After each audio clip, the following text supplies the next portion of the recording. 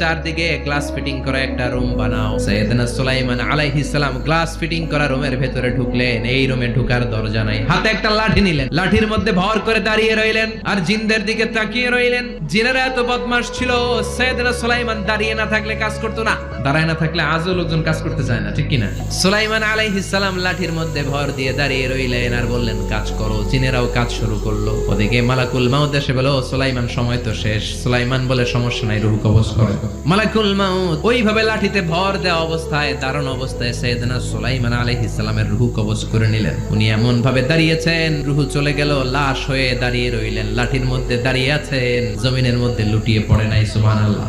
জিনেরা মনে করছে বস দাঁড়ায় আছে, কাজ করতে হবে। করতে করতে পুরা প্রজেক্টের কাজ শেষ। ইন দ্য মিন টাইম ঝিঝি পোকা, উই পোকা সুলাইমান আলাইহিস সালাম লাঠির ভেতরে ঢুকে লাঠিও খেয়ে ফেলেছে। সাইয়েদনা সুলাইমান আলাইহিস সালাম ধপাস করে জমিনে পড়েছে। আর জিনেরা কয় হায় হায়, খালি খালি কাম করছে এতদিন। সুবহানাল্লাহ কইবেন না?